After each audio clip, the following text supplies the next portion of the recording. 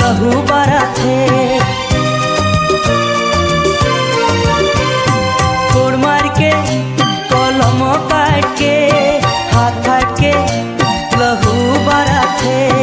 भूख प्यासे कम जारी जीवन जारा सहेना छुआ पुता पसक लागिन कत दुखे सहेना आदिवासी रे भाई माँ करला इतना दिन